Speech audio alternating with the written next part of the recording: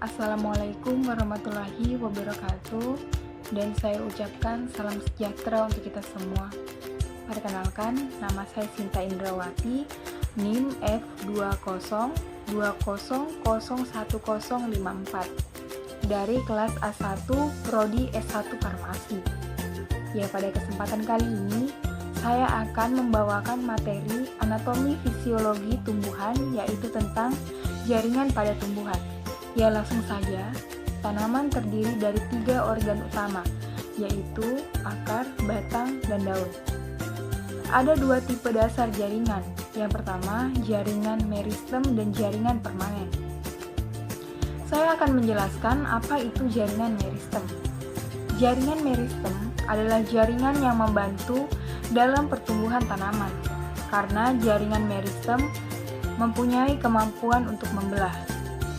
Sel meristem umumnya kecil, tertutup dalam dinding sel tipis dan kubus. Berdasarkan letaknya, jaringan meristem diklasifikasikan menjadi 3, yaitu yang pertama meristem apikal, meristem lateral, dan meristem interkalar. Meristem apikal itu sendiri adalah jaringan yang membantu meningkatkan panjang akar dan batang. Jaringan ini terletak di ujung batang dan akar. Yang kedua, meristem lateral.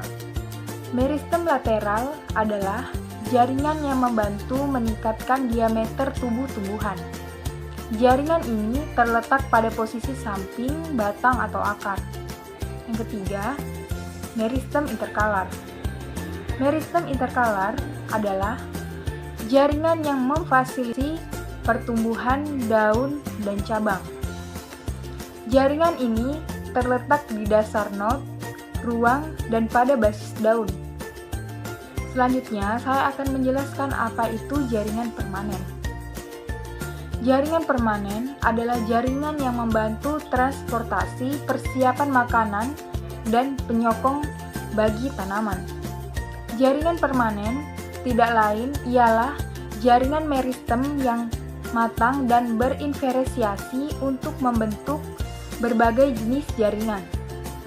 Berdasarkan kesamaan dari selnya, jaringan permanen diklasifikasikan menjadi jaringan permanen sederhana dan jaringan permanen kompleks.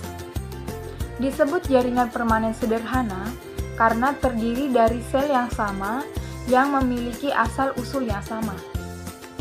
Berdasarkan fungsinya, jaringan ini diklasifikasikan menjadi 3, yaitu parenkim, kolenkim, dan sklerenkim.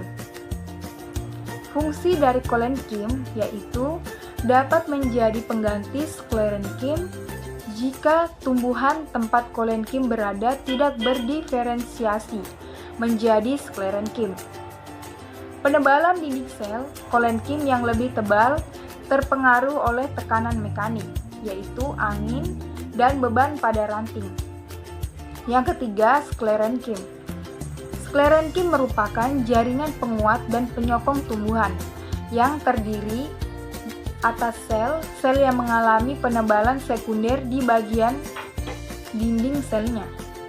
Sklerenkim berfungsi untuk menghadapi segala tekanan sehingga dapat melindungi jaringan-jaringan yang lebih lemah, melindungi tubuh tumbuhan dari kerusakan mekanik, melindungi tumbuhan dari serangan hewan, dan sebagai alat penyokong dan pelindung tumbuhan.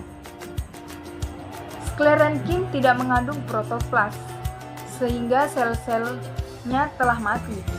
Dinding selnya tebal karena berlangsung penebalan sekunder sebelumnya yang terdiri dari zat lignin. Selanjutnya, jaringan permanen kompleks merupakan jaringan yang tersusun lebih dari satu jenis sel.